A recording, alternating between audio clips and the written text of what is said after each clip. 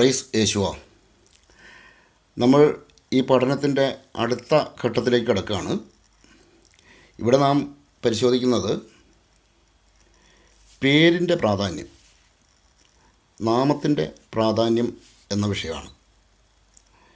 നാമത്തിൻ്റെ പ്രാധാന്യം എന്ന് പറയുമ്പോൾ അത് ദൈവവചനപ്രകാരവും ദൈവം എന്താണ് നാമത്തിന് കൊടുത്തിരിക്കുന്ന പ്രാധാന്യമെന്നും ലോകം ഈ ലോകത്തിൻ്റെ ക്രമപ്രകാരം നാമത്തിനുള്ള പ്രാധാന്യം എന്താണെന്നും നമ്മളിവിടെ പരിശോധിക്കുകയാണ്.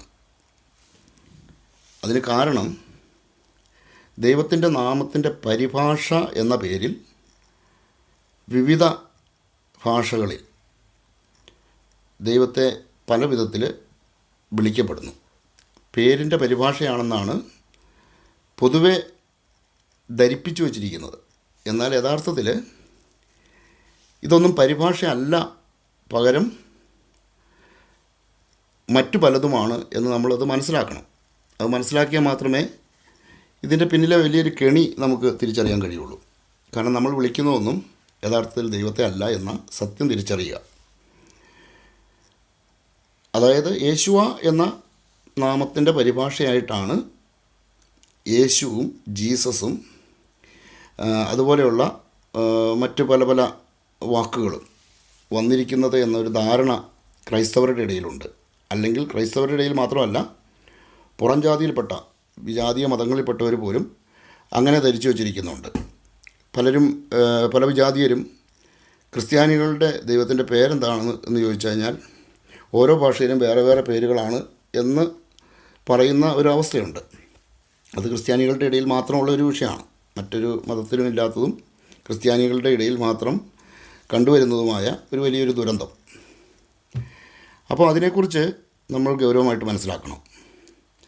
അതാണ് ഇത് യഥാർത്ഥത്തിൽ യേശുവയുടെ പേരല്ല എന്ന് സ്ഥാപിക്കാനായിട്ട് നമ്മൾ കഴിഞ്ഞ ഘട്ടത്തിലെ പരിശോധനയിലൂടെ നമ്മൾ ശ്രമിച്ചത്. കഴിഞ്ഞ ഘട്ടത്തിൽ പരിശോധിച്ചപ്പോൾ അത് യേശുവയുടെ നാമമല്ല, പകരം സൂര്യപുത്രൻ എന്ന് പറഞ്ഞാൽ സൂര്യഭഗവാന്റെ പുത്രൻ്റെ പേരാണ് ഈ പരിഭാഷപ്പെടുത്തി നമ്മളുടെ ഓരോ ഭാഷകളിലായിട്ട് കൊണ്ടുവന്ന് തന്നിരിക്കുന്നത്. ഓരോ ഭാഷകളിൽ എഴുതിയിരിക്കുന്ന ബൈബിളിലേക്ക് അങ്ങനെ ആക്കി തീർത്തു എന്നുള്ളതാണ്. ആ ഒരു പരിഭാഷ എന്ന വ്യാജേന കടന്നു വന്നു, യഥാർത്ഥത്തിൽ പരിഭാഷ അല്ലാതിരിക്കും. ഇതാണ് നമ്മളിവിടെ തിരിച്ചറിയേണ്ടത്. അതുപോലെ കർത്താവ് എന്നൊരു പദം കൊണ്ട് നമ്മൾ എത്രത്തോളം അപകടത്തിൽപ്പെട്ടു എന്നതും നമ്മൾ മനസ്സിലാക്കണം. അപ്പോൾ ഇവിടെ മനസ്സിലാക്കേണ്ടത് കർത്താവ് എന്നത് ദൈവം എന്ന പേരിനോ ദൈവം എന്ന വാക്കിനോ അല്ലെങ്കിൽ ദൈവത്തിൻ്റെ പേരിനോ പകരം വയ്ക്കാൻ കഴിയുന്ന ഒന്നല്ല. അവിടെയാണ് പരിഭാഷയെക്കുറിച്ച് നമ്മൾ തിരിച്ചറിയേണ്ടത്. പരിഭാഷ പേരുകൾക്കുണ്ടോ, അത് ലോകക്രമപ്രകാരമുണ്ടോ, ദൈവത്തിൻ്റെ വചനപ്രകാരവും ദൈവത്തിൻ്റെ ഇഷ്ടപ്രകാരവും ഉണ്ടോ? ഇല്ല എന്നതാണ് യഥാർത്ഥ സത്യം. ഒരിടത്തും ഈ ഭൂമിയിൽ എവിടെയും ആദ്യം നമ്മൾ ഇതിനെക്കുറിച്ച് പരിശോധിക്കുന്നത് ലോകക്രമപ്രകാരം ഈ പേരിന് പരിഭാഷയുണ്ടോ, അതാണ് പരിശോധിക്കുന്നത്. ലോകക്രമപ്രകാരം പേരിന് പരിഭാഷയില്ലെന്ന് മാത്രമല്ല, ഒരക്ഷരത്തിൻ്റെ പോലും വ്യത്യാസമില്ലാതെ കൃത്യതയോടെ എഴുതേണ്ട ഒന്നാണ് പേര്. ഒരു വ്യക്തിയുടെ ഏറ്റവും പ്രധാനപ്പെട്ട ഐഡൻറ്റിറ്റി തന്നെയാണ് പേര്. പേരിലൂടെയാണ് അവൻ അറിയപ്പെടുന്നത്. ഇനി അതേ പേരുകളുള്ള പലരും ഉള്ളപ്പോൾ മറ്റു ചില തിരിച്ചറിയൽ അടയാളങ്ങൾ കൂടി പരിഗണിക്കുമെന്ന് മാത്രമേ ഉള്ളൂ. എന്നാൽ യഥാർത്ഥ തിരിച്ചറിയൽ എന്ന് പറയുന്നത് അടിസ്ഥാനപരമായിട്ടുള്ളത് പേര് തന്നെയാണ്. അതുകൊണ്ട് ഈ പേരിന് പരിഭാഷയില്ല.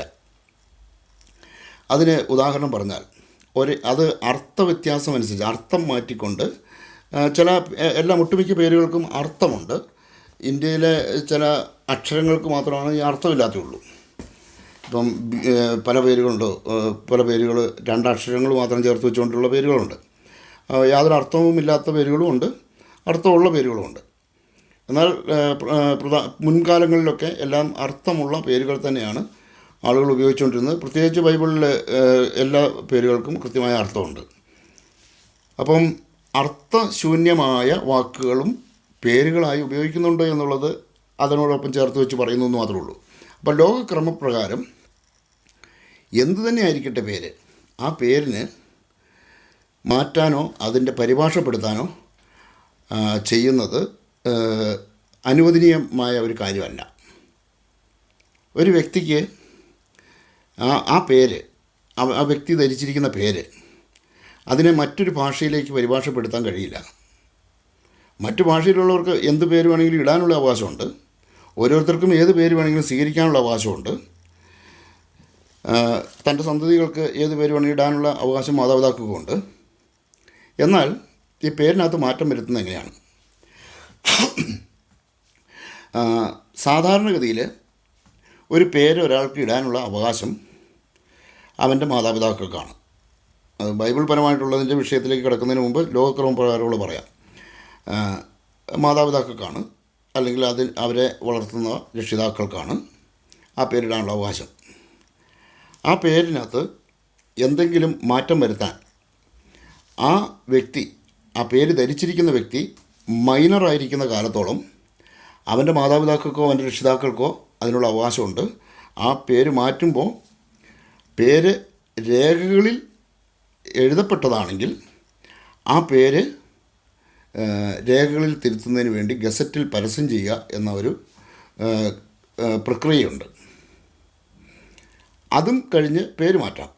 എന്നാൽ ആ വ്യക്തി ഒരു മേജറാണെങ്കിൽ, അവൻ പ്രായപൂർത്തിയായ ഒരു വ്യക്തിയാണെങ്കിൽ, ആ പേര് അവനിൽ നിന്ന് മാറ്റാൻ അവൻ്റെ മാതാപിതാക്കൾക്കോ ആ പേരിട്ട ആളുകൾക്കോ അവകാശമില്ല. പകരം ആ വ്യക്തിക്ക് മാത്രം അവകാശമുള്ളൊരു കാര്യമാണ്.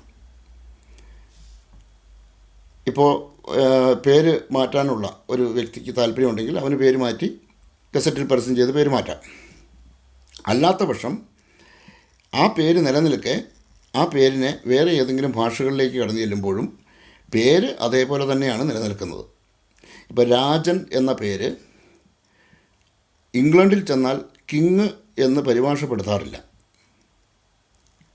അതുപോലെ ഉദാഹരണമായി അത് പറഞ്ഞു എന്ന് മാത്രമേ ഉള്ളൂ. അതുപോലെ തന്നെ മറ്റെല്ലാവരുടെയും, അത് സാധാരണ മനുഷ്യരുടെ ആണെങ്കിലും ഇനി വിഗ്രഹങ്ങളുടെ ആണെങ്കിലും ദൈവമായി കരുതപ്പെടുന്ന അവതാരങ്ങളുടെയോ മൂർത്തികളുടെയോ ആരാധനാമൂർത്തികളുടെയൊക്കെ പേരുകളാണെങ്കിൽ പോലും ആ പേരുകളൊക്കെ ആ പേരായിട്ട് തന്നെയാണ് ഏതൊരു ഭാഷയിൽ ചെന്നാലും നിലനിൽക്കുന്നത്. അപ്പോൾ ആ പേരുകൾ മാറുന്നില്ല. പല പേരുകൾക്കും പര്യായ പദങ്ങളുണ്ട്. ആ പര്യായ പദങ്ങൾ എന്ന് പറഞ്ഞാൽ അത് ആ പേര് ഉള്ള കഥാപാത്രങ്ങൾ, അതായത് പ്രത്യേകിച്ച് ദേവന്മാരും ദേവിമാരുമായി പരിഗണിക്കപ്പെടുന്ന കഥാപാത്രങ്ങൾ, അവരെ സൃഷ്ടിച്ചവർ അവർക്ക് നൽകിയിരിക്കുന്ന വിശേഷണങ്ങളും ഒക്കെയാണ്. ഇപ്പം ഇന്ത്യയിലെ പല ദേവന്മാരുടെയും പര്യായ പദങ്ങളായിട്ട് ഒരുപാട് വിശേഷണങ്ങളും ഒക്കെ ആയിട്ട് ഒരുപാട് പേരുകൾ നമുക്കറിയാം. എന്നിരുന്നാലും ആ പേരുകളാണെങ്കിൽ പോലും അതിലൊരെണ്ണം ഒരു വ്യക്തി തിരഞ്ഞെടുത്താൽ ആ പേരാണ് അവർക്കുള്ളത് എന്ന് വെച്ച് അതിൻ്റെ പര്യായ പദങ്ങളിൽ ഇവൻ്റെ പേരായിട്ട് ഉപയോഗിക്കാറില്ല. ഒരു ഉദാഹരണത്തിന്, സൂര്യൻ എന്ന അർത്ഥം വരുന്ന ഒരു പേരാണ് ദിനകരൻ എന്നുള്ളത്. അതുപോലെ തന്നെ സൂര്യൻ എന്ന അർത്ഥം വരുന്ന മറ്റൊരു പേരാണ് രവി എന്നുള്ളത്. രവി, ദിനകരൻ രണ്ടും അർത്ഥം കൊണ്ടൊന്നാണ്. എന്നാൽ ദിനകരൻ്റെ പര്യായമാണല്ലോ രവി എന്ന് വിചാരിച്ചുകൊണ്ട് ദിനകരൻ്റെ പേര് രവി എന്ന് വിളിക്കാനോ എഴുതാനോ അവൻ്റെ സർട്ടിഫിക്കറ്റിൽ അങ്ങനെ മാറ്റാനോ ആർക്കും അവകാശമില്ല എന്ന് മാത്രമല്ല, അങ്ങനെ വിളിക്കാൻ ആരും മെനക്കെടാറുമില്ല. രവിയെ ദിനകരനെന്നോ ദിനകരന് രവിയെന്നോ ആരും വിളിക്കുന്നില്ല. കാരണം രണ്ടും ഒരേ അർത്ഥം വരുന്ന ഇതാണെങ്കിൽ പോലും അത് അവൻ്റെ പേര് എന്നത് അവൻ്റെ ഐഡൻറ്റിറ്റി ആയതുകൊണ്ട് ആ പേര് തിരുത്താൻ പറ്റില്ല, പേര് മാറ്റാൻ പറ്റില്ല. അതിന് പരിഭാഷയില്ല, അതിൻ്റെ പര്യായ പദങ്ങൾ വിളിക്കാൻ പറ്റില്ല, ഒന്നും വിളിക്കാൻ പറ്റില്ല. അങ്ങനെ വിളിക്കുക എന്ന് പറഞ്ഞാൽ അവനെ പരിഹസിക്കുന്നതായിട്ടാണ് കണക്കാക്കുക. ചിലർക്ക് ചില പേരുകൾക്കൂടി സാമ്യമുള്ള അല്ലെങ്കിൽ ഇതുള്ളതായിട്ടുള്ള പേരുകൾ ഉപയോഗിച്ചുകൊണ്ട് അവനെ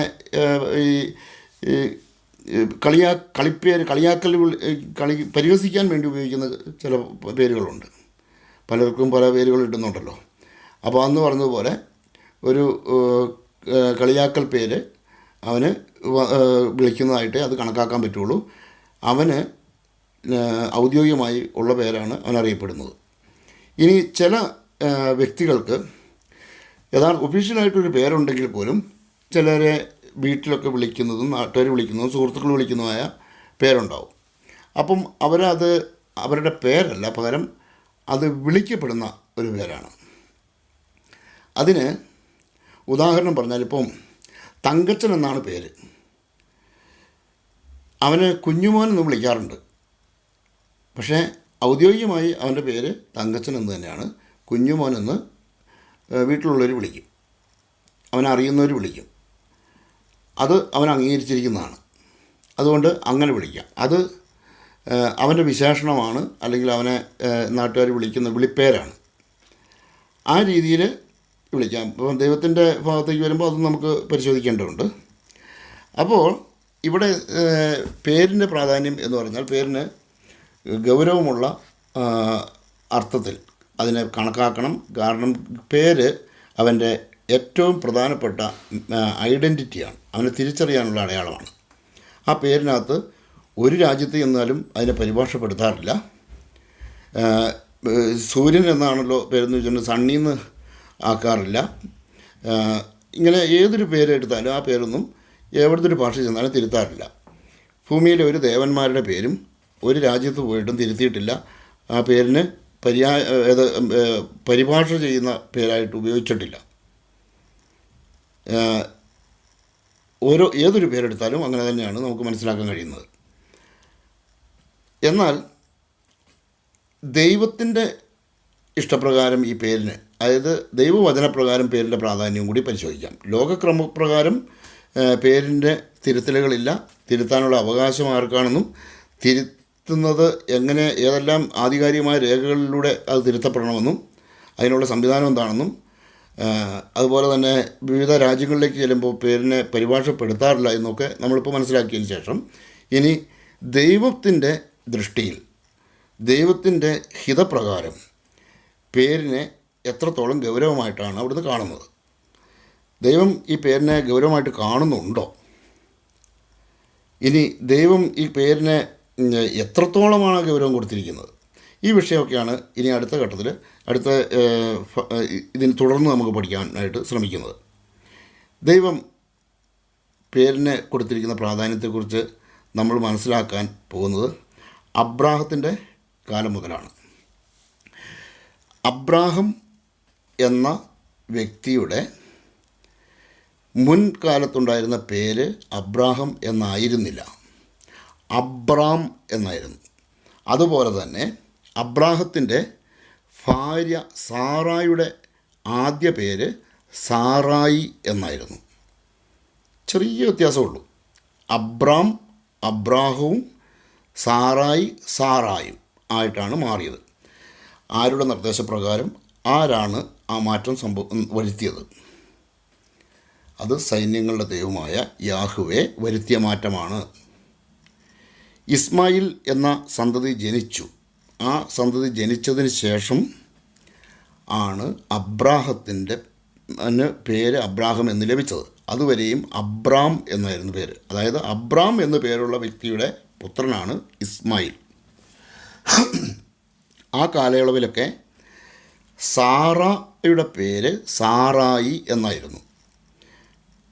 എന്താണ് സാറായിയും തമ്മിൽ ചെറിയ വ്യത്യാസമല്ലേ ഉള്ളൂ.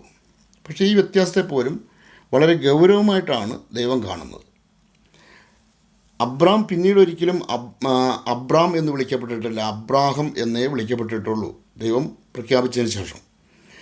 പിന്നീട് അത് എന്തുകൊണ്ട് അബ്രാം എന്ന് മാറ്റിയെന്ന് ചോദിച്ചാൽ, ഭാവിയിൽ ഇതിൻ്റെ പരിഭാഷയാണെന്നോ അല്ലെങ്കിൽ ഇതുതന്നെയാണ് പേരെന്നോ പറഞ്ഞുകൊണ്ട് ഒരു ഇബ്രായി വരാനുള്ള സാധ്യതയുണ്ട് എന്ന് ദൈവത്തിന് മുന്നേ അറിയാം. ഇബ്രാഹിം വരുമ്പോൾ അത് ഈ അബ്രാഹം അല്ല എന്ന് നമുക്ക് മനസ്സിലാകാൻ വേണ്ടിയിട്ടാണ്. അബ്രഹാമിനെ ഇബ്രാഹിം എന്ന് വിളിച്ചാൽ അത് ഈ അബ്രാഹം ആവില്ല.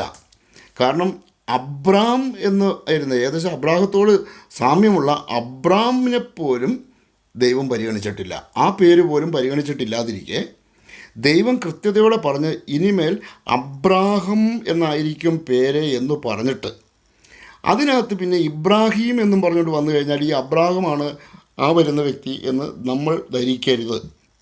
ഈ വഞ്ചനയിൽ നമ്മൾ കുടുങ്ങരുത്. ആ കാരണം കൊണ്ടാണ് ഈ അബ്രാഹം എന്നുള്ള പേര് അവിടെ സ്ഥിരപ്പെടുത്തി. അതുപോലെ പേരിനകത്ത് ഒരു മാറ്റം വരുത്തരുത്.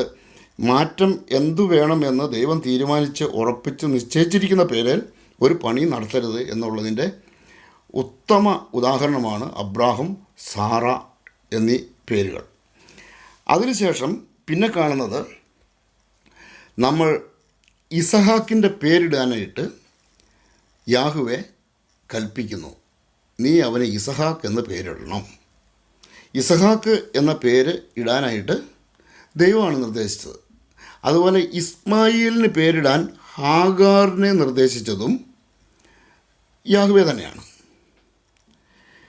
യാഹ്വേ ഹാഗാറിനോട് ആ പേരിടാനായിട്ട് നിർദ്ദേശിച്ചിട്ടുണ്ട്.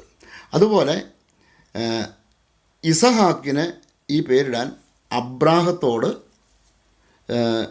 യാഹ്വേ കൽപ്പിച്ചു. ആ പേരാണ് ഇസഹാക്കിന് സ്വീകരിച്ചത്. പിന്നീട് നമ്മളിങ്ങോട്ട് കടന്നു വന്നാൽ യാക്കോബിന് പേരിട്ടു. എന്നാൽ യാക്കോബിന് പിന്നീട് സൈന്യങ്ങളുടെ ദൈവം പേര് മാറ്റിക്കൊടുത്തു. അവൻ്റെ പേര് ഇസ്രായേൽ എന്ന് കൂടി വിളിക്കാനായിട്ടുള്ള സാഹചര്യം ഒരുക്കി. ഇസ്രായേൽ എന്ന പേര് കൂടി യാക്കോബിന് നൽകി. എന്ന് വെച്ച് യാക്കോബ് എന്നുള്ള പേര് എടുത്തു മാറ്റിക്കളഞ്ഞില്ല. പിന്നീടും ദൈവം യാക്കോബ് എന്ന് സംബോധന ചെയ്തിട്ടുണ്ട്. അതുപോലെ തന്നെ ഒരു ജനതയാക്കാനായിട്ട് തിരഞ്ഞെടുത്തിരിക്കുന്ന ഈ യാക്കോബിന് ഇസ്രായേൽ എന്ന പേര് കൂടി നൽകി. ആ രണ്ട് പേരിൽ അവൻ വിളിക്കപ്പെട്ടാലും അത് ദൈവത്തിന് സ്വീകാര്യമാണ്. അതുകൊണ്ടാണ് ആ രണ്ട് പേരും ദൈവം പിന്നീട് സ്ഥിരപ്പെടുത്തിയിട്ടുണ്ട്. പലപ്പോഴും പല ഘട്ടങ്ങളിലും സ്ഥിരീകരിച്ചിട്ടുണ്ട് ആ രണ്ട് പേര് വിളിച്ചാലും കുഴപ്പമില്ല എന്നുള്ളത്. കാരണം ദൈവം വിളിക്കുന്ന സമയത്ത് ചില ഇടങ്ങളിൽ യാക്കോബ് എന്ന് വിളിച്ച് സംസാരിക്കുന്നു, ഇസ്രായേൽ എന്ന് വിളിച്ചും സംസാരിക്കാറുണ്ട്. അപ്പോൾ പൊതുവെ ഈ പേരുകൾ ദൈവം സ്ഥാപിച്ച പേരുകൾ മാറ്റാനായിട്ട് മനുഷ്യർക്ക് അവകാശം ഇല്ല. ഇസ്മായിലിന് പേരിടുന്നതായി ബൈബിളിൽ നാം വായിക്കുന്നത് ഉൽപ്പത്തിയുടെ പുസ്തകം 16-ാം അധ്യായം 11-ാമത്തെ വാക്യത്തിലാണെങ്കിൽ, ഇസഹാക്കിന് പേര് നിർദ്ദേശിക്കുന്നത് യാഹ്വേ നിർദ്ദേശിക്കുന്നത് ഉൽപ്പത്തിയുടെ പുസ്തകം 17-ാം അധ്യായം 19-ാമത്തെ വാക്യത്തിൽ നമുക്കത് വായിക്കാൻ കഴിയും. ഇനി നമുക്ക് സൈന്യങ്ങളുടെ ദൈവം തൻ്റെ പേര് വെളിപ്പെടുത്തുന്ന ആ സംഭവത്തിലേക്ക് നമുക്ക് നമ്മുടെ ശ്രദ്ധ തിരിക്കാം. അത് പുറപ്പാടിൻ്റെ പുസ്തകത്തിലാണ് നമ്മൾ വായിക്കുന്നത്. മോശയ്ക്കാണ് ആ പേര് വെളിപ്പെടുത്തുന്നത്. എന്നാൽ അതിനു മുമ്പ് ഈ പേര് ആർക്കെങ്കിലും അറിയാമോ എന്ന് ചോദിച്ചാൽ അറിയാം. അബ്രാഹത്തിന് ഈ പേരറിയാമായിരുന്നു. അത് എന്തുകൊണ്ടാണ് അത് പറയാൻ കാരണമെന്നുള്ളത് വ്യക്തമാക്കാം. മോശയാണ് ഈ അബ്രാഹത്തെയും ഉൽപ്പത്തിയുടെ പുസ്തകം അടക്കം, ലോകത്തിൻ്റെ സൃഷ്ടി, ആദത്തിൻ്റെ സൃഷ്ടി, അബ്രാഹത്തെ തിരഞ്ഞെടുക്കുന്നത്, ഈ വിഷയങ്ങളെല്ലാം മോശയ്ക്ക് ദൈവം കാണിച്ചു കൊടുത്തിട്ടുണ്ട്. അതുകൊണ്ട് മോശ അത് ഭംഗിയായിട്ട് വ്യക്തതയോടുകൂടി അത് എഴുതി വച്ചു. അതുകൊണ്ട് ലോകത്തിന് ഈ പേര് വെളിപ്പെട്ടതും ലോക സൃഷ്ടിയെക്കുറിച്ച് വെളിപ്പെട്ടതും ഇന്നത്തെ തലമുറയ്ക്ക് ലഭിച്ചതും മോശയിലൂടെയാണ് ഈ പേര് എന്നത് സത്യമാണ്. എന്നാൽ ഈ പേര് അതിനു മുമ്പേ തന്നെ അബ്രാഹത്തിന് അറിയാമായിരുന്നു എന്ന് ബൈബിളിൽ നമുക്ക് തിരിച്ചറിയാൻ കഴിയും. അത് ഇന്നത്തെ POC ബൈബിളിൽ പരിശോധിച്ചാലൊന്നും അത് മനസ്സിലാവില്ല. കാരണം കർത്താവ് എന്ന് പറയുന്ന ഒരു വ്യാജ പദം അതിനകത്ത് കടന്നു എന്ന് വലിയ കെണി ഒരുക്കി വച്ചിരിക്കുന്നതുകൊണ്ട് എങ്ങനെയാണ് എന്താണ് എന്നൊന്നും മനുഷ്യന് തിരിച്ചറിയാൻ പറ്റില്ലാത്ത ഒരു അവസ്ഥ ഉണ്ടാക്കിയിട്ടുണ്ട്. അത് വ്യക്തമായി പഠിക്കുന്നവർക്ക് മാത്രം മനസ്സിലാകുന്നതും പരിശുദ്ധാത്മാവിൻ്റെ വെളിച്ചത്തിൽ പഠിക്കുന്ന ആളുകൾക്ക് മാത്രം ഗ്രഹിക്കാൻ കഴിയുന്ന ഒരു വിഷയമാണത്. അപ്പോൾ അതുകൊണ്ടാണ് അത് പഠിച്ച് ഈ വിഷയം അവതരിപ്പിക്കാനായിട്ട് ശ്രമിക്കുന്നത്. എന്നാൽ മോശയ്ക്ക് എങ്ങനെയാണ് വെളിപ്പെട്ടത്? മോശയെ വിളിച്ച് ദൈവം ഇസ്രായേൽ ജനത്തെ കാനാൻ ദേശത്തേക്ക് നയിക്കുകയാണ്. ഈജിപ്തിൻ്റെ അടിമത്തത്തിൽ കഴിഞ്ഞിരുന്ന ഇസ്രായേൽ ജനത്തെ കാനാൻ ദേശത്തേക്ക് നയിക്കാനായിട്ട് മോശയെ വിളിക്കുമ്പോൾ മോശ ദൈവത്തോട് ആവശ്യപ്പെടുകയാണ്, അങ്ങ് ആരാണ്? അപ്പോൾ ആരാണ് എന്ന് അവിടുന്ന് വെളിപ്പെടുത്തുന്നത് നോക്കുക. ഇതാ ഇസ്രായേൽ മക്കളുടെ നിലവിളി എൻ്റെ അടുത്ത് എത്തിയിരിക്കുന്നു. ഈജിപ്തുകാർ അവരെ എപ്രകാരം മർദ്ദിക്കുന്നുവെന്ന് ഞാൻ കണ്ടു. ആകയാൽ വരൂ, ഞാൻ നിന്നെ ഫറവോയുടെ അടുക്കലേക്ക് അയക്കാം. നീ എൻ്റെ ജനമായ ഇസ്രായേൽ മക്കളെ ഈജിപ്തിൽ നിന്ന് പുറത്തു കൊണ്ടുവരണം. മോശ ദൈവത്തോട് പറഞ്ഞു, ഫറവോയുടെ അടുക്കൽ പോകാനും ഇസ്രായേൽ മക്കളെ ഈജിപ്തിൽ നിന്ന് പുറത്തു കൊണ്ടുവരാനും ഞാൻ ആരാണ്? അവിടുന്ന് അരുളി ചെയ്തു, ഞാൻ നിങ്ങളോട് കൂടെ ഉണ്ടായിരിക്കും. ഞാനാണ് നിന്നെ അയക്കുന്നത് എന്നതിന് ഇതായിരിക്കും അടയാളം. നീ ജനത്തെ ഈജിപ്തിൽ നിന്നും പുറത്തു കൊണ്ടുവന്നു കഴിയുമ്പോൾ ഈ മലയിൽ നിങ്ങൾ ദൈവത്തെ ആരാധിക്കും. തുടർന്നുള്ള ഭാഗം വായിക്കാം. ഇത് നമ്മൾ കാണുന്നത് ഉൽപ്പത്തിയുടെ പുസ്തകം 3-ാം അധ്യായം 9 മുതൽ 12 വരെയുള്ള വാക്യങ്ങളാണ് നമ്മൾ ഇവിടെ വായിച്ചത്. തുടർന്ന് 13 മുതലുള്ള വചനങ്ങൾ നോക്കുക. മോശ ദൈവത്തോട് പറഞ്ഞു, ഇതാ ഞാൻ ഇസ്രായേൽ മക്കളുടെ അടുക്കൽ പോയി നിങ്ങളുടെ പിതാക്കന്മാരുടെ ദൈവം എന്നെ നിങ്ങളുടെ അടുക്കലേക്ക് അയച്ചിരിക്കുന്നു എന്ന് പറയാം. എന്നാൽ അവിടുത്തെ പേരെന്തെന്ന് അവർ ചോദിച്ചാൽ ഞാൻ എന്തു പറയണം? ഉൽപ്പത്തി 3-ാം അധ്യായം 13-ാം വാക്യം. മോശ ദൈവത്തോട് ചോദിക്കുകയാണ്, ആ പേര് എന്ത് എന്ന് അവർ ചോദിച്ചാൽ അവരോട് എന്തു പറയണം? പേര് അവരോട് പറയുമ്പം അത് മനസ്സിലാകണമെങ്കിൽ ആ പേര് അവർക്ക് മുൻപേ ഇവർ കേട്ടിട്ടുള്ളൊരു പേരായിരിക്കണം. അല്ലെങ്കിൽ ആരെങ്കിലും പറഞ്ഞു എന്ന് പറഞ്ഞാൽ അവരെ വിളിച്ചുകൊണ്ട് പോകാൻ പറ്റില്ലല്ലോ. അപ്പോൾ ഈ ദൈവം തന്നെയാണോ ഈ സംസാരിക്കുന്നത് എന്ന് മോശയ്ക്കും കൂടി അറിയേണ്ടതുണ്ട്. മോശയുടെ ആ ചോദ്യത്തിൽ അത് വ്യക്തവുമാണ്. അപ്പോൾ ദൈവം അടുത്ത വചനം ശ്രദ്ധിക്കുക. ദൈവം മോശയോട് അരുളി ചെയ്തു, ഞാൻ തന്നെ. ഇസ്രായേൽ മക്കളോട് നീ പറയുക, ഞാനാകുന്നവൻ എന്നെ നിങ്ങളുടെ അടുത്തേക്ക് അയച്ചിരിക്കുന്നു. അവിടുന്ന് വീണ്ടും അരുളി ചെയ്തു, ഇസ്രായേൽ മക്കളോട് നീ പറയുക, നിങ്ങളുടെ പിതാക്കന്മാരുടെ ദൈവമായ യാഹ്വേ, അബ്രാഹത്തിൻ്റെയും ഇസഹാക്കിൻ്റെയും യാക്കോബിൻ്റെയും ദൈവം എന്നെ നിങ്ങളുടെ അടുത്തേക്ക് അയച്ചിരിക്കുന്നു. ഇതാണ് എന്നേക്കും എൻ്റെ നാമധേയം. സർവ പുരുഷാന്തരങ്ങളിലൂടെയും ഈ നാമധേയത്താൽ ഞാൻ അനുസ്മരിക്കപ്പെടണം. ഇവിടെ ദൈവം ഉൽപ്പത്തി പുസ്തകം 3-ാം അധ്യായത്തിൻ്റെ 14-15 വാക്യങ്ങളിലൂടെ വ്യക്തമാക്കിയിരിക്കുന്നത് എന്താണ്? അവിടുത്തെ പരിശുദ്ധമായ നാമം യാഹ്വേ എന്ന് ആണ് എന്നും ഈ നാമമല്ലാതെ മറ്റൊരു നാമത്തിലും താൻ അനുസ്മരിക്കപ്പെടാൻ പാടില്ല എന്നും താക്കീത് നൽകിക്കൊണ്ടാണ് ഈ പേര് വെളിപ്പെടുത്തുന്നത്. ഈ പേര് പറയുമ്പോൾ പറഞ്ഞു, സർവ്വ പുരുഷാന്തരങ്ങളിലൂടെയും ഈ നാമധേയത്താൽ ഞാൻ അനുസ്മരിക്കപ്പെടണം. ആ നാമം മാറ്റിമറിക്കാൻ മനുഷ്യർക്ക് അവകാശമില്ല. ഇത് പ്രഖ്യാപിച്ചത് ഈ പേരിൻ്റെ ഉടമയും ആകാശവും ഭൂമിയും സൃഷ്ടിച്ചവനുമായ ദൈവം തന്നെയാണ്.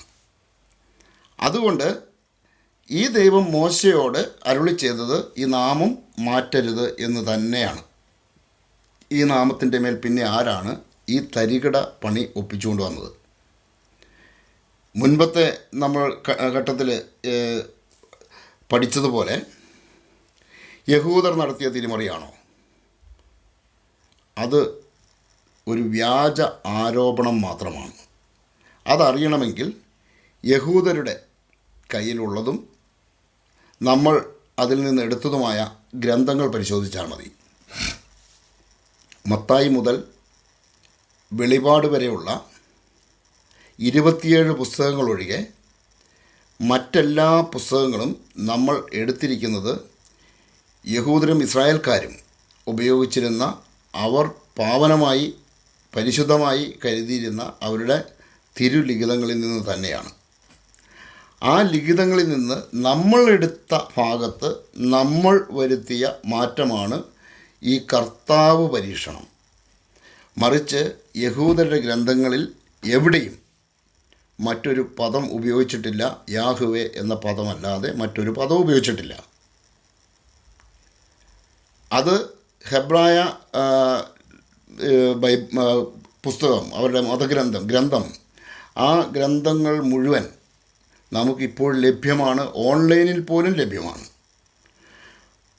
അവിടെയൊന്നും ഈ പേരിന് ഇപ്പോൾ പോലും ഒരു പരിഷ്കരണം കാണുന്നില്ലെങ്കിൽ അന്നത്തെ കാലത്ത് അവർ പരിഷ്കരിച്ചു എന്ന് പറയുന്നതിൽ എത്രത്തോളം സത്യമുണ്ട് എന്ന് നമുക്ക് ഗ്രഹിക്കാനായിട്ട് കഴിയും. ഈ തെരിമറി നടത്തിയത് ഒരു കോൺസ്റ്റന്റൈൻ ദുരന്തം തന്നെയാണ്. അതിന് മുൻപെങ്ങും എവിടെയും തിരുത്തിയിട്ടില്ല. യാഹുവേ എന്ന നാമമല്ലാതെ വേറൊരു നാമവും വിളിക്കപ്പെട്ടിട്ടില്ല. ഇനി ഇത് മോശ വെളിപ്പെടുത്തുന്നതിന് മുമ്പ് ഈ പേര് ഉണ്ടായിരുന്നു എന്ന് സ്ഥിരീകരിക്കുന്ന അടയാളം ബൈബിളിൽ തന്നെയുണ്ട്. നമ്മുടെ POC ബൈബിളിൽ തന്നെ അത് ഉണ്ട്. അവർക്ക് തിരുത്താൻ കഴിയാതെ ചില അവസ്ഥകളുണ്ട്. ആ സ്ഥലത്ത് അവർക്ക് വേറെ ഒരു കളി നടക്കാത്തതുകൊണ്ട് അവർ തിരുത്തിയില്ല, അവരതേപടി സൂക്ഷിച്ചു. അത് അറിയണമെങ്കിൽ അത് നമ്മൾ വായിക്കുന്നത് ഉൽപ്പത്തി പുസ്തകം 22-ാം അധ്യായം 14-ാമത്തെ വാക്യം ഒന്ന് വായിച്ചു നോക്കുക. ഇവിടെ വായിക്കാം. അബ്രാഹം തല പൊക്കി നോക്കിയപ്പോൾ തൻ്റെ പിന്നിൽ മുൾച്ചെടികളിൽ കൊമ്പുകളോടെ കിടക്കുന്ന ഒരു മുട്ടാടിനെ കണ്ടു. അവൻ അതിനെ മകന് പകരം ബലിയർപ്പിച്ചു. അബ്രാഹം ആ സ്ഥലത്തിന് യാഹുവേ ഇരെ എന്ന് പേരിട്ടു. ഉൽപ്പത്തി പുസ്തകം 22-ാം അധ്യായം 13 മുതൽ 13-14 വാക്യങ്ങൾ. ഇവിടെ ഒരു കാര്യം, ഇത് ഇസഹാക്കിനെ ബലിയർപ്പിക്കുന്ന ആ സംഭവവുമായിട്ട് ബന്ധപ്പെട്ടുള്ള ഭാഗമാണ്. ബലിയർപ്പിക്കാൻ കൊണ്ടുപോകുന്ന അതുമായിട്ട് അനുബന്ധമായ സംഭവങ്ങളാണ് ഇവിടെ വിവരിക്കുന്നത്. അവിടെ 13-14 ഇതിൽ കാണുന്നത്, ആ സ്ഥലത്തിന്, ദൈവം ഇടപെട്ട ആ സ്ഥലത്തിന് യാഹുവേ ഇരെ എന്ന് പേരിട്ടു. അബ്രാഹാം യാഹുവേ ഇരെ എന്ന് പേരിടണമെങ്കിൽ യാഹുവേ എന്ന നാമത്തെക്കുറിച്ച് ബോധ്യം അബ്രാഹത്തിനുണ്ട്. അതുകൊണ്ടാണ്. പിന്നീട് ഇത് മോശയുടെ കാലം വരെയും ഈ സ്ഥലം അങ്ങനെ തന്നെ, ഇതാ തുടർന്നുള്ളത് വായിക്കുക. യാഹുവയുടെ മലയിൽ അവിടുന്ന് വേണ്ടത് പ്രദാനം ചെയ്യുന്നുവെന്ന് ഇന്ന് വരെയും പറയപ്പെടുന്നു. അതായത് മോശയാണ് ഇത് എഴുതുന്നത്. മോശയുടെ ഈ കാലം വരെയും ഈ കാര്യത്തിനെക്കുറിച്ച് പറയാണ്. ഈ സ്ഥലം, അതിൻ്റെ അർത്ഥമാണ് അവിടെ പറഞ്ഞിരിക്കുന്നത്. യാഹുവയുടെ മലയിൽ അവിടുന്ന് വേണ്ടത് പ്രദാനം ചെയ്യുന്നുവെന്ന്. ആ അർത്ഥം വരുന്ന, അതായത് ആ പേരിൻ്റെ അർത്ഥമായിട്ട് താഴെ കൊടുത്തിട്ടുണ്ട്. 22-ാം അധ്യായം 14-ാമത്തെ വാക്യത്തിൽ കാണുന്ന യാഹുവേ ഇരെ എന്ന പേരിൻ്റെ അർത്ഥം യാഹുവേ പ്രദാനം ചെയ്യും എന്നാണ്. യാഹുവേ പ്രദാനം ചെയ്യും എന്ന അർത്ഥമുള്ള യാഹുവേ ഇരെ എന്ന് ആ സ്ഥലത്തിന് പേരിട്ടു. ആര്? ആ മോറിയ അവിടെ ബലി നടക്കാൻ പോയ ആ സ്ഥലത്തിന്, അവിടെ കൊമ്പുകൾ ഉടക്കിക്കിടന്ന് ഒരു മുട്ടാടിനെ ദൈവം അത്ഭുതകരമായി നൽകിയ ആ സ്ഥലത്തിന് യാഹുവേ ഇരെ എന്ന് പേരിട്ടത് ആരാണ്? അബ്രഹാം. അപ്പോൾ ഈ പേര് യാഹുവേ എന്ന് തന്നെയാണെന്ന് ഇവിടെ സ്പഷ്ടമാണ്.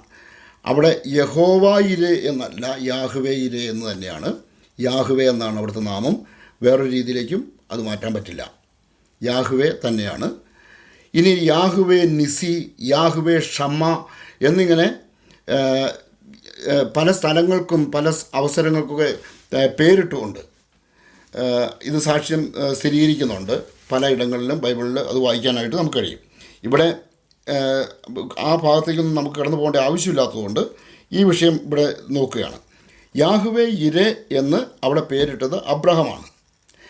ഇപ്പം ബൈബിളിൽ യാഹുവേ എന്നുള്ള പേരിനോടുള്ള ഭയം കൊണ്ടാണത് എല്ലാം മാറ്റിയെങ്കിൽ അവിടെ ഒരു സ്ഥലത്തിന് പോലും യാഹുവയുടെ പേര് കൂട്ടി അവർ പേരിട്ടിട്ടുണ്ട്. ആ സ്ഥലത്തെ മഹത്വം ഉള്ള ഒരു സ്ഥലമായി പരിഗണിച്ചുകൊണ്ട് അവിടെ എല്ലാം പ്രദാനം ചെയ്യുമെന്ന് അർത്ഥം വരുന്നതും, അതുപോലെ ദൈവം എൻ്റെ പതാക എന്ന അർത്ഥം വരുന്നതും, ദൈവം ഇവിടെ ഉണ്ട് എന്ന്, അതായത് യാഹുവേ ഇവിടെ ഉണ്ട് എന്ന അർത്ഥം വരുന്നതും, യാഹുവേ എൻ്റെ പതാക എന്ന അർത്ഥം വരുന്നതുമായിട്ടുള്ള പല പദങ്ങളും, യാഹുവേ നിസി, യാഹുവേ ഷമ്മ, ഇങ്ങനെയൊക്കെയുള്ള വാക്കുകളുണ്ട്.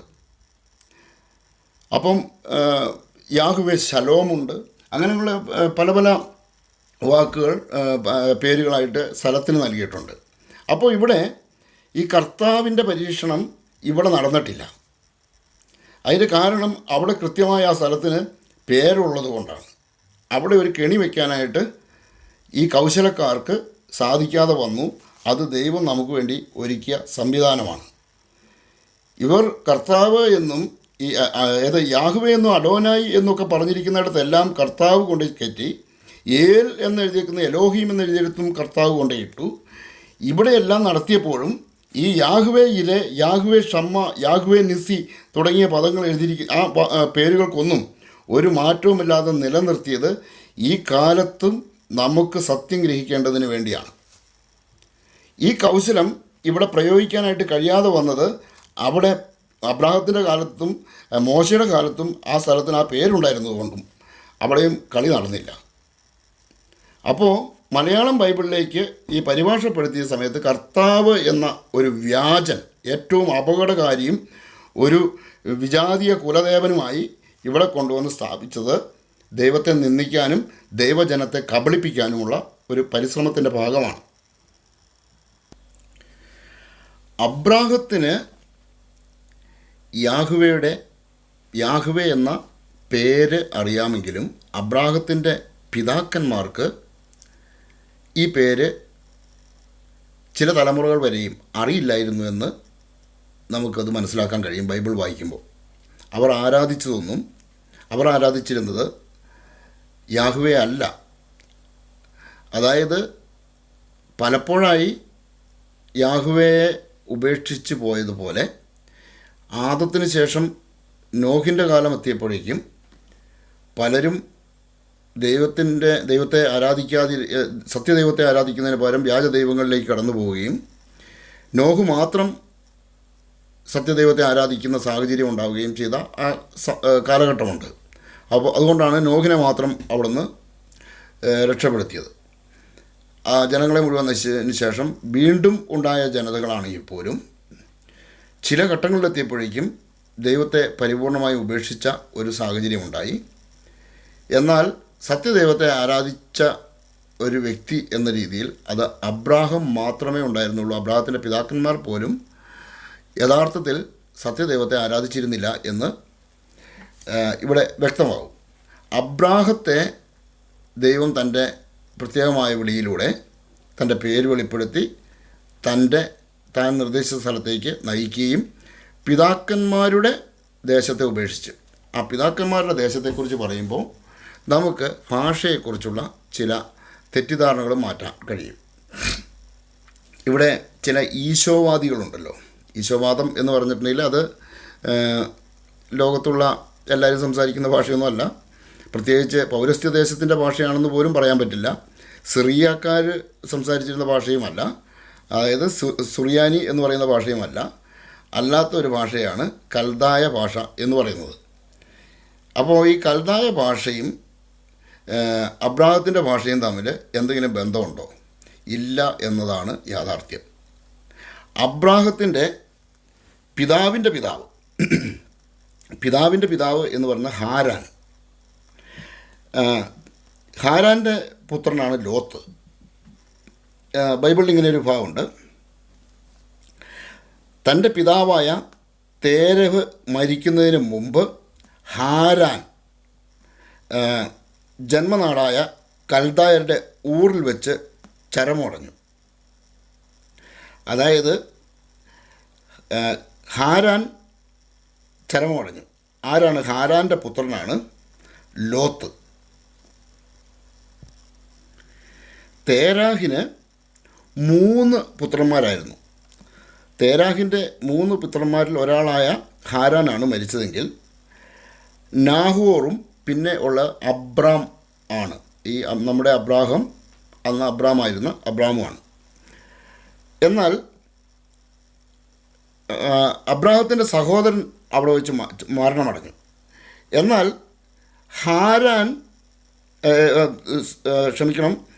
തേരാഹ് അവിടെ നിന്ന് കൽദായരുടെ ദേശത്ത് നിന്ന് യാത്ര ചെയ്ത് കാനാനിലേക്ക് യാത്ര ചെയ്തു. കാനാൻ ദേശത്തേക്ക് പോയി അവിടെ താമസിക്കാമെന്ന ധാരണയിൽ യാത്ര ചെയ്തു. ആ യാത്രയുടെ ഇടയിൽ ഊർ എന്ന് പറയുന്ന സ്ഥലം, ഊറിൽ വെച്ചാണ് ഹാരാൻ മരിക്കുന്നത്. അപ്പോൾ കൽദായ ദേശത്ത് നിന്ന് പുറപ്പെട്ട ആളുകൾ പ്രത്യേകമായി, അതും ഒരു കുറഞ്ഞ ദിവസങ്ങൾ കൊണ്ടോ ഉള്ള വർഷങ്ങളോളം അവിടെ പാർത്തിരുന്നു. അങ്ങനെ അവിടെ നിന്ന് ഭാഷകൾ മാറും. വേറെ ഒരു പ്രദേശത്തേക്ക് വരുമ്പോൾ പുതിയ ഭാഷകളിലേക്കാണ് വരുന്നത്. കൽദായ ഭാഷയും കാനാൻ ഭാഷയും രണ്ടും രണ്ടാണ്. കാനാൻ ഭാഷയാണ് ഈ ഹീബ്രു എന്ന് പറയുന്ന ഹെബ്രായ ഭാഷയുടെ മറ്റൊരു വിശേഷണമാണ് കാനാൻ ഭാഷ. അപ്പോൾ കാനാനിൽ അബ്രാഹാം വന്ന് താമസിച്ചപ്പോൾ അവിടെ ദൈവം തൻ്റെ ജനത്തിനു വേണ്ടി തിരഞ്ഞെടുത്ത ഭാഷയാണ് ഹെബ്രായ ഭാഷ. അത് കാനാനിലെ ഭാഷയാണ്. ആ ഭാഷയാണ് അബ്രാഹാം സംസാരിച്ചത്. കാരണം അബ്രാഹത്തോട് ദൈവം കൽപ്പിച്ചിരുന്നു, നീ നിൻ്റെ പിതൃദേശത്തെയും ആ സംസ്കാരത്തെയും ആ പൈതൃകത്തെയും മുഴുവൻ ഉപേക്ഷിച്ച് തൻ്റെ ദേശത്തെയും പിതൃഭവനത്തെയും ഉപേക്ഷിക്കുക എന്ന് പറഞ്ഞാൽ ആ സംസ്കാരത്തെ ഉപേക്ഷിക്കാനാണ് അർത്ഥം. ആ സംസ്കാരത്തെ ഉപേക്ഷിച്ചൊരു പുതിയ സംസ്കാരം, പുതിയ അവസ്ഥ, പുതിയ വിശ്വാസം, അതിലേക്ക് രൂപാന്തരീകരണം സംഭവിക്കണം. അതിനുവേണ്ടി ഒരു പുതിയ ഭാഷ കൊടുത്തു. കാനാൻ്റെ ഭാഷ നൽകി. ആ ഭാഷയിലേക്ക് ഇവർ വന്നു. ഇവരുടെ ഒപ്പം വന്നിരുന്ന ചില ആളുകൾ അതിന് ഇടയിൽ വെച്ച് യാത്ര അവസാനിപ്പിച്ച് നിന്നവരുണ്ട്. അവർ സംസാരിച്ചിരുന്ന ഭാഷയാണ്, അതായത് അബ്രാഹത്തിൻ്റെ ചാർച്ചക്കാരായ ആളുകൾ ഉപയോഗിച്ചിരുന്ന ഭാഷയാണ്. എന്നാൽ അത് കൽദായ ഭാഷയല്ല. അങ്ങനെ ഒരു ഭാഷയാണ് അരമായ ഭാഷ എന്ന് പറയുന്നത്. അത് നമുക്ക് പിന്നീട് അതിനെക്കുറിച്ച് മനസ്സിലാക്കാം തുടർന്നുള്ള ഭാഗത്ത്. അപ്പോൾ അബ്രാഹാം വന്ന് താമസിച്ച കാനാനിലെ ഭാഷയാണ് ഹെബ്രായ ഭാഷ. ഇനി ഇത് അരമായ ഭാഷ എന്തായിരുന്നുവെന്ന് നമുക്ക് നോക്കാം. അരമായ ഭാഷ സംസാരിച്ചിരുന്ന ആരൊക്കെയാണ് അതറിയണമെങ്കിൽ, അരമായ ഭാഷ സംസാരിച്ചത് അബ്രാഹത്തിൻ്റെ ബന്ധുക്കളിൽപ്പെടുന്ന, ചാർച്ചക്കാരിൽപ്പെടുന്ന ചില ആളുകൾ അവരുടെ ഗോത്രഭാഷയായി ഉപയോഗിച്ചിരുന്നതാണ്. അത് അറിയാൻ ഇസഹാക്കിൻ്റെ വിവാഹത്തിൻ്റെ ആ ഭാഗം പരിശോധിച്ചാൽ മതി. ഇസഹാക്ക് വിവാഹം കഴിക്കാനായിട്ട് കടന്നു പോകുന്നത് എവിടേക്കാണെന്നും അവിടെ അവർ സംസാരിച്ചിരുന്ന ഭാഷ ഏതാണ്, അത് മുമ്പ് നമ്മൾ കണ്ട ആൾ, അതായത് അബ്രാഹത്തിൻ്റെ ഒരു സഹോദരൻ്റെ പേര് കാണാം. ആ സഹോദരൻ എന്ന് പറയുന്നത് അതായത് തേരാഹിൻ്റെ പുത്രന്മാരിൽ ഒരാളാണ് നാഹോർ. ഈ നാഹോർ ആരാണെന്ന് നോക്കാം. ഇവിടെ ഒരു കാര്യം പ്രത്യേകമായിട്ട് ഓർക്കണം. നാഹോർ എന്ന് പറയുന്നത് തേരാഹിൻ്റെ ഒരു മകൻ്റെ പേരും നാഹോർ ആണെങ്കിൽ തേരാഹിൻ്റെ പിതാവിൻ്റെ പേരും നാഹോർ എന്ന് തന്നെയാണ്. അപ്പോൾ ഈ രണ്ട് നാഹോർമാരെയും വേറിട്ട് നമ്മൾ കാണണം. നമ്മൾ അടുത്തതായി മറ്റൊരു ഈ നാഹോർമാരിൽ ഒരു നാഹോറിനെ നമുക്ക് എവിടെയാണ് ബൈബിളിൽ വ്യക്തമാക്കിയിരിക്കുന്നതെന്ന് നമുക്ക് ശ്രദ്ധിക്കാം.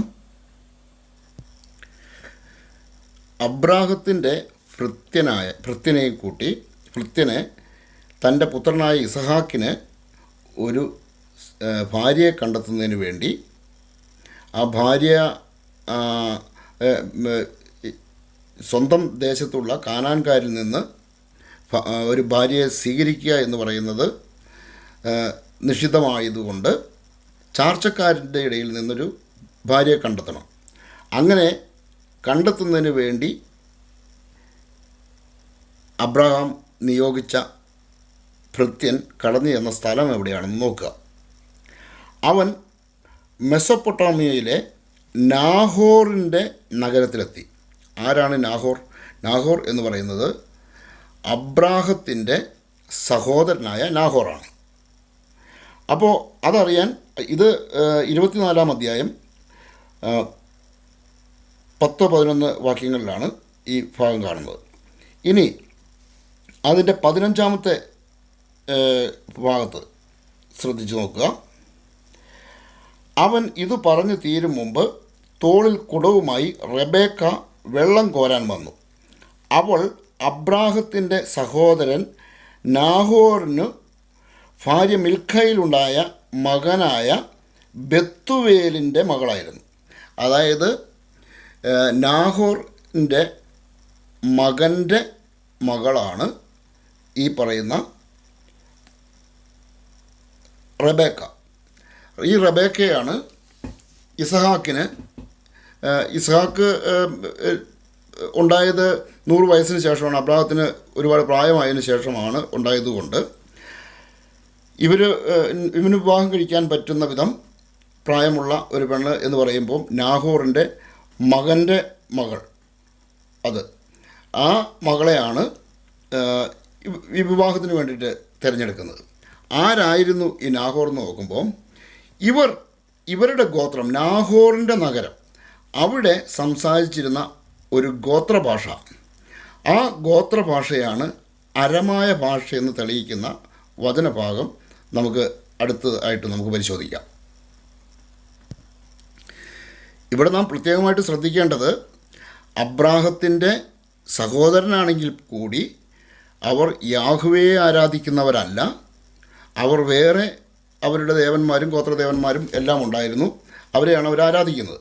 എന്നാൽ തൻ്റെ സഹോദരൻ്റെ കുടുംബത്തിൽ നിന്ന് തന്നെ ഒരു മകളെ സ്വീകരിച്ചുകൊണ്ട്, തൻ്റെ രക്തത്തിൻ്റെതായ ഇതിൽ സ്വീകരിച്ചുകൊണ്ട് അവരെ തൻ്റെ ജീവിത മാർഗത്തിൽ, തൻ്റെ മകനെ വിളിച്ച ദൈവം, ആ ദൈവത്തിൻ്റെ മാർഗത്തിൽ കൊണ്ടുപോകാനായിട്ട് സാധിക്കുമെന്ന വിശ്വാസത്തിലാണ് അബ്രാഹം അങ്ങനെ ചെയ്തത്. അബ്രാഹം അവളെ വിവാഹം ചെയ്ത റബേക്ക യഥാർത്ഥത്തിൽ യാഹ്വയെ ആരാധിച്ചിരുന്ന സ്ത്രീയല്ല, എന്നാൽ യാഹ്വയെ ആരാധിക്കുന്ന സ്ത്രീയായി അവളെ പരിവർത്തിതയാക്കി എന്ന് മാത്രമേ ഉള്ളൂ.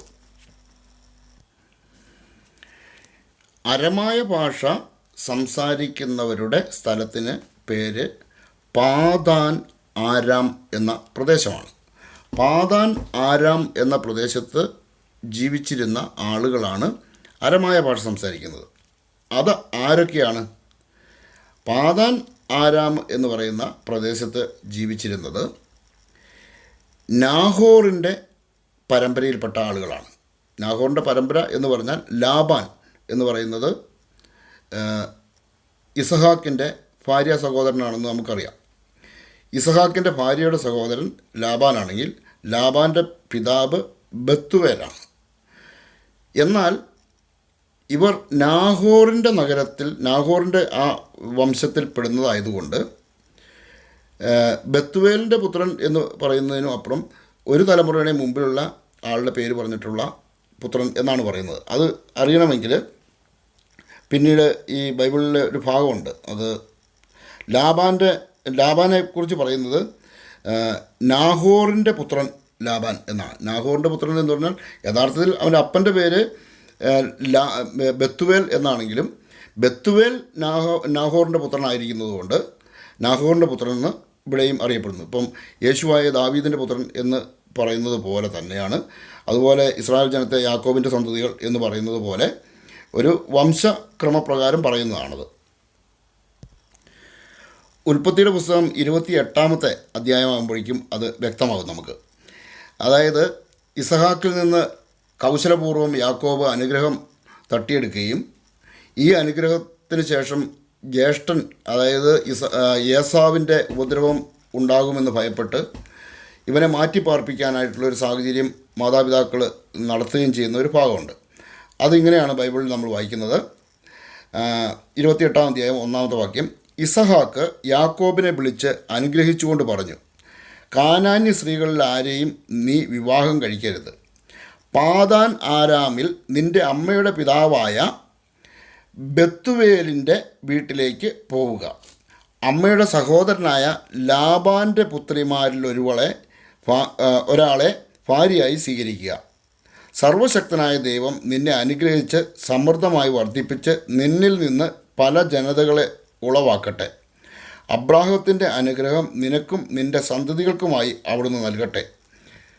ഇത് 28-ാമത്തെ അധ്യായം 1 മുതൽ 4 വരെയുള്ള വാക്യങ്ങളിലാണ് നമ്മൾ വായിക്കുന്നത്. ഇവിടെ നാം മനസ്സിലാക്കുന്നത് പാദാൻ ആരാമിൽ പാർത്തിരുന്നത് ബത്തുവേലിൻ്റെ കുടുംബമാണ്. ഈ ബത്തുവേലിൻ്റെ കുടുംബം എന്ന് പറഞ്ഞാൽ ബത്തുവേലിൻ്റെ പുത്രനായ ലാബാൻ്റെ പുത്രിമാരിൽ ഒരുവളെ വിവാഹം കഴിക്കാനാണ് പോകുന്നത്. ഈ ലാബാൻ ആരാണെന്ന് ബൈബിൾ പറയുന്നതെന്ന് ശ്രദ്ധിച്ച് നോക്കുക. അതായത് ലാബാൻ റബേക്കയുടെ സഹോദരനാണെങ്കിലും ബൈബിൾ വിശേഷിപ്പിക്കുന്നത് എങ്ങനെയാണെന്ന് നോക്കുക. 5-ാമത്തെ വാക്യം പരിശോധിക്കുക. അങ്ങനെ ഇസഹാക്ക് യാക്കോബിനെ പറഞ്ഞയച്ചു. അവൻ പാതാൻ ആരാമിലുള്ള ലാബാൻ്റെ അടുക്കലേക്ക് പോയി. അരമായനായ ബെത്തുവേലിൻ്റെ മകനും യാക്കോബിൻ്റെയും ഏസാവിൻ്റെയും അമ്മ റബേക്കയുടെ സഹോദരനുമാണ് ലാബാൻ. അതായത് അരമായ ഭാഷ സംസാരിക്കുന്നവരാണ്, അരമായൻ എന്നാണ് അവരറിയപ്പെടുന്നത്. അവൻ പാതാൻ ആരാമിൽ ഉള്ളവരാണ് ഈ ഭാഷ സംസാരിക്കുന്നത്, അല്ലാതെ കൽദായരല്ല.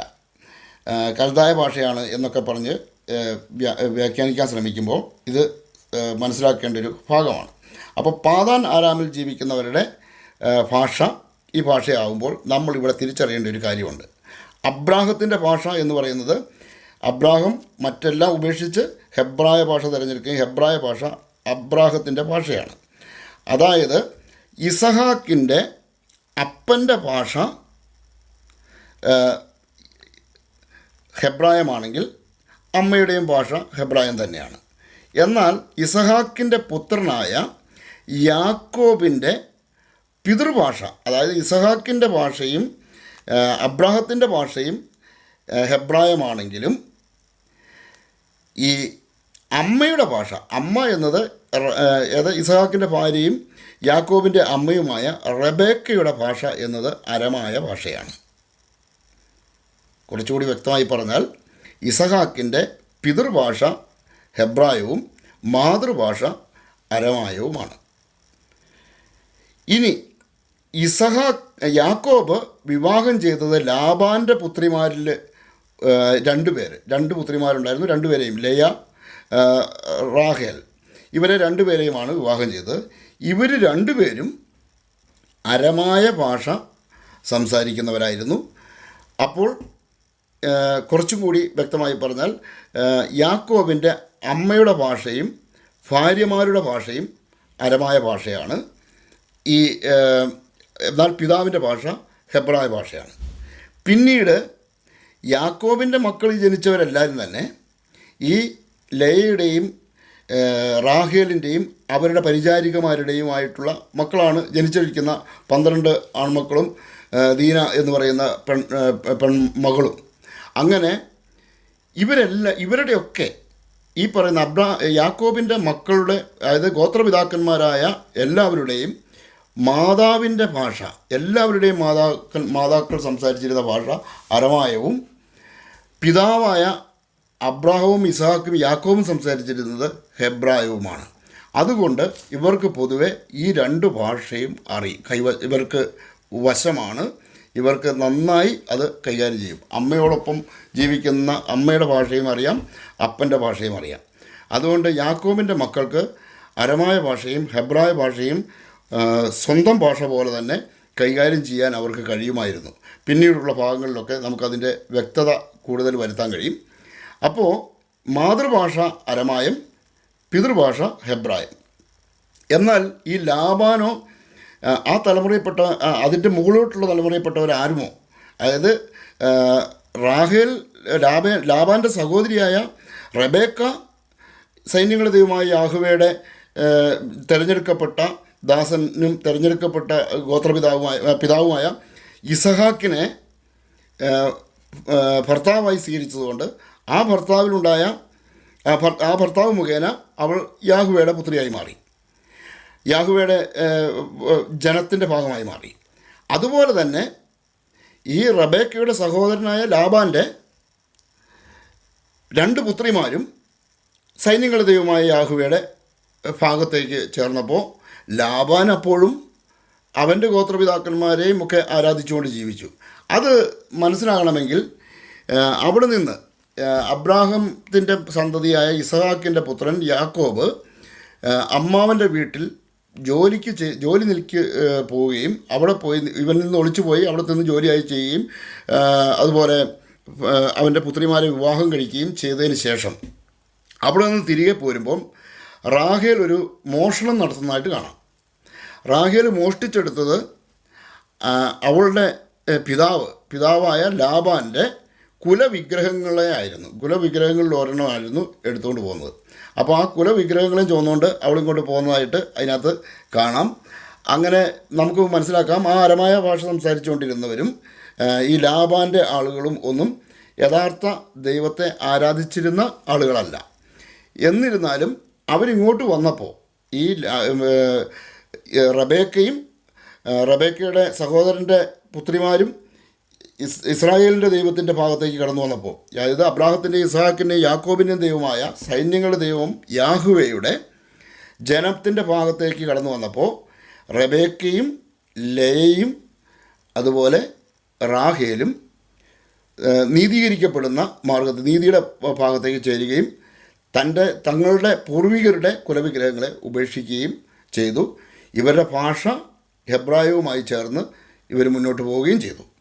അങ്ങനെ മുന്നോട്ട് പോകുന്ന ഇവരുടെ ഭാഷയും കൽദായരുടെ ഭാഷയും ഒന്നല്ല എന്ന് തെളിയിക്കുന്ന ഒരു കാര്യവും കൂടി, അതായത് ചില കുബുദ്ധികൾ, ഈശോവാദികൾ യേശുവ എന്നുള്ള പേരിന് അല്ല ഈശോ എന്നാണ്, ഇതാണ് ഭാഷ, അരമായ ഭാഷയും ഇവരുടെ ഭാഷയും ഒന്നാണ് എന്ന് സ്ഥാപിക്കാൻ ശ്രമിച്ചുകൊണ്ട് പറയുന്ന കൗശലക്കാരുടെ കൗശലം പൊളിച്ചെടുക്കുന്ന ഒരു സത്യം ബൈബിളിൽ വ്യക്തമാക്കിയിട്ടുണ്ട്.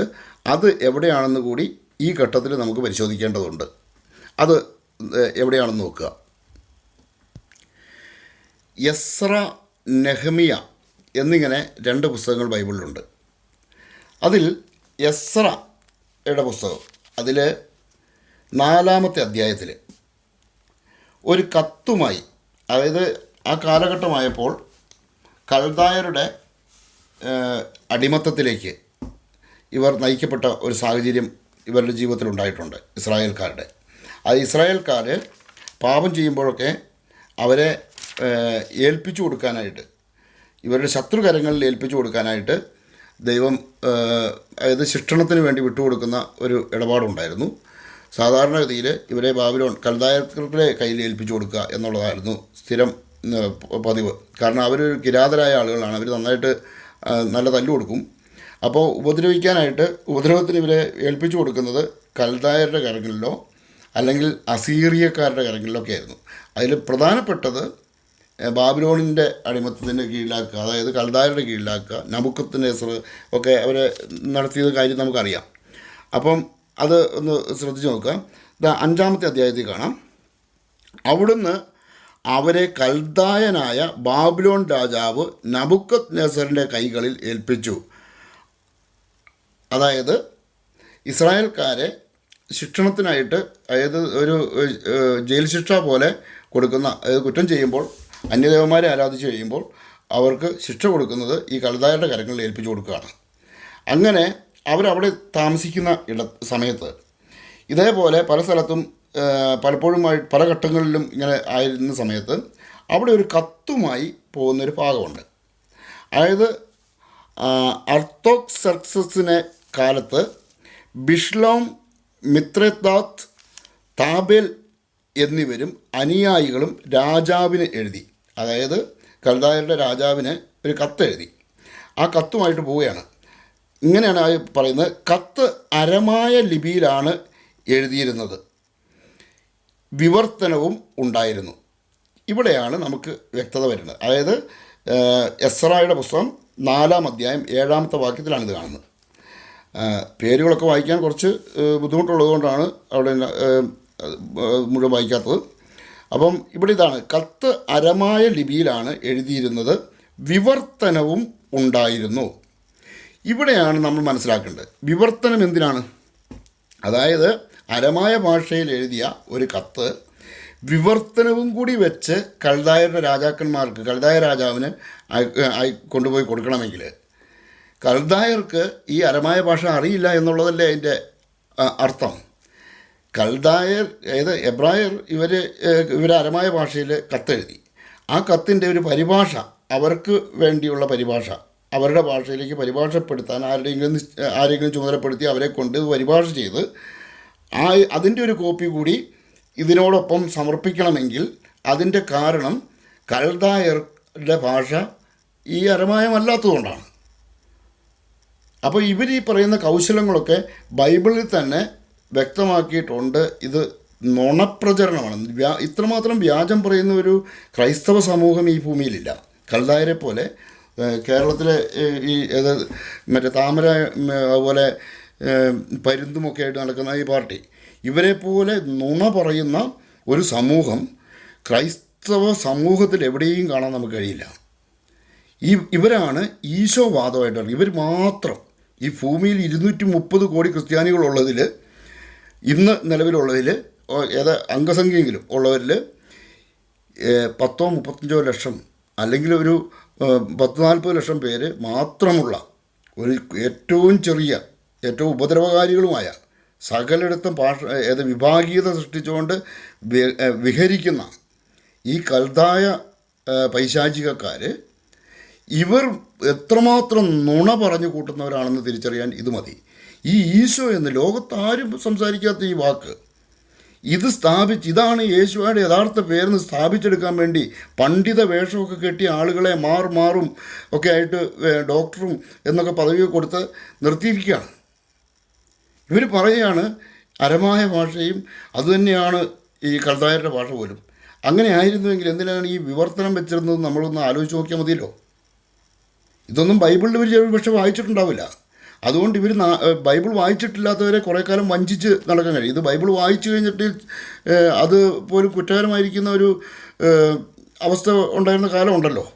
അപ്പോൾ അതുകൊണ്ട് ഇവിടെ ശ്രദ്ധിക്കേണ്ട ഒരു കാര്യം, ഇവിടെ ഒരു വിവർത്തനവും കൂടി വെച്ച് കൊടുത്തിട്ടാണ് വിടുന്നത്. അത് എസ്രായുടെ പുസ്തകം 4-ാം അധ്യായത്തിൻ്റെ 7-ാമത്തെ വാക്യമാണ്. നിങ്ങൾ ആർക്ക് വേണമെങ്കിലും ബൈബിൾ എടുത്ത് പരിശോധിക്കാം. POC ബൈബിളിൽ അവർ അത് എഴുതി വെച്ചിട്ടുണ്ട്. അത് കൃത്യമായിട്ട് കാണുകയും ചെയ്യാം.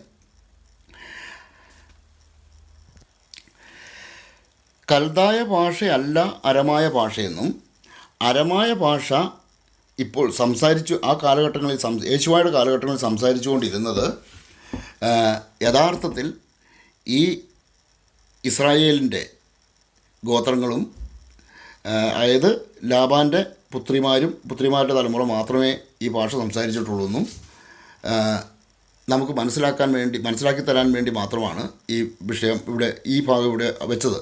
കാരണം കൽദായ ഭാഷയിൽ അവർക്ക് കത്തെഴുതിയിട്ടൊന്നും അവർക്ക് യാതൊരു കാര്യവുമില്ലാത്തതുകൊണ്ട് വിവർത്തനം ചെയ്ത കടലാസും കൂടി വെച്ചിട്ടാണ് അവർക്ക് അയച്ചു കൊടുത്തുകൊണ്ടിരുന്നത്. ഇതാണ് ഭാഷകളെ സംബന്ധിച്ചുള്ള കാര്യം. അതുകൊണ്ട് യേശുവ എന്ന നാമോ യാഹ്വേ എന്ന നാമത്തിൻ്റെയോ പരിഭാഷയായിട്ട് കൽദായ ഭാഷയിലേക്ക് പരിഭാഷപ്പെടുത്തിയാണെന്നോ, അല്ലെങ്കിൽ ഇത് യേശുവായെ വിളിച്ചുകൊണ്ടിരുന്നത് ഈ ഈശോ എന്നാണെന്നോ വാദിക്കുന്നതിൽ യാതൊരു കഴമ്പുമില്ല എന്ന് സ്ഥിരീകരിക്കാനാണ് ഇത്രയും ഭാഗം ഇവിടെ അവതരിപ്പിച്ചത്. അപ്പോൾ ഇവിടെ ഇപ്പോൾ അതായത് രണ്ടാമത്തെ ഈ ഘട്ടത്തിൽ രണ്ടാമത്തെ ഈ ഭാഗത്ത് നമ്മൾ പരിശോധിച്ചത് എന്താണെന്ന് വെച്ചാൽ, പേരിൻ്റെ പ്രാധാന്യം എന്താണെന്നും പേരിന് പരിഭാഷയില്ല എന്നും ഉള്ള ആ വസ്തുതയുമായി ചേർത്ത് വെച്ചാണ് പരിശോധിച്ചത്. അതോടൊപ്പം ഈ നൽകപ്പെട്ട പേരുകളുടെ അത് ഹെബ്രായ അരമായ ഭാഷയും മറ്റു ഭാഷകളിലേക്കുമുള്ള കടന്നുകയറ്റമോ, അല്ലെങ്കിൽ ഈ ഹെബ്രായ ഭാഷയാണ് ഇന്ന ഭാഷയെന്ന്, അല്ലെങ്കിൽ അരമായ ഭാഷ ഇന്ന ഭാഷയാണ് എന്നൊക്കെയുള്ള ഇവരുടെ വാദങ്ങൾ ശരിയല്ലെന്നും സ്ഥാപിക്കാനാണ് ഇവിടെ സ്ഥിരീകരിക്കാൻ, അത് വ്യക്തമാക്കാനാണ് ഈ ഭാഗം നമ്മൾ പരിശോധിക്കുകയും ചെയ്തത്. അപ്പോൾ ഇവിടെ പേരിന് വളരെ പ്രാധാന്യം ദൈവം കൊടുത്തിട്ടുണ്ട്. ദൈവം അത് ഇസഹാക്ക് വരെയുള്ള പേരുകളുടെ ഭാഗമാണ് നമ്മളിവിടെ പരിശോധിച്ചത്. ഇനി മുന്നോട്ട് യേശുവായുടെ കാലത്തിലേക്ക് വരുന്ന സമയത്ത് പേരുകൾക്ക് കൊടുക്കുന്ന പ്രാധാന്യം എന്താണെന്നുള്ളതിനെക്കുറിച്ച് നമ്മൾ അടുത്ത ഘട്ടത്തിൽ നമ്മൾ പരിശോധിക്കും. യേശുവായുടെ കാലഘട്ടമായപ്പോഴേക്കും ഈ പേരിൻ്റെ പ്രാധാന്യം കുറേ കൂടി വർദ്ധിക്കുന്നുണ്ടോ, അല്ലെങ്കിൽ പ്രവാചക കാലത്തും ഈ കാലത്തും ഒരേപോലെയാണോ ആ പേരിൻ്റെ പ്രാധാന്യം നിലനിൽക്കുന്നത് എന്നൊക്കെ നമ്മൾ പരിശോധിക്കുന്നതായിരിക്കും. ഇവിടെ നമ്മൾ ഇന്ന് ഇപ്പോൾ ചർച്ച ചെയ്ത വിഷയം ഇവിടെ ഇതുകൊണ്ട് അവസാനിപ്പിക്കുകയാണ്. തുടർന്നുള്ള ഭാഗം യേശുവായുടെ ആ പരിശുദ്ധമായ ആ നാമം, യേശുവ എന്ന നാമത്തെ കർത്താവാക്കി മാറ്റിക്കൊണ്ട്, അല്ലെങ്കിൽ യാഹ്വേ എന്ന നാമത്തെ കർത്താവാക്കി മാറ്റിക്കൊണ്ട് നടത്തിയ കൗശലവും അതുമൂലമുണ്ടായ ദുരന്തവും അതിൻ്റെ പരിണിത ഫലമായി നടന്നുകൊണ്ടിരിക്കുന്ന കാര്യങ്ങളുമെല്ലാം വിശദമാക്കുന്ന ഒരു വിഷയമായിരിക്കും അടുത്ത ഘട്ടത്തിൽ നമ്മൾ പരിശോധിക്കുന്നത്. യേശുവയുടെ നാമത്തിൻ്റെ അതീവ പ്രാധാന്യമുള്ള ആ ഭാഗം നമുക്ക് കേൾക്കാനായിട്ട് ഒരുങ്ങാം. യേശുവയുടെ അതിവിശുദ്ധമായ നാമം മഹത്വപ്പെടട്ടെ.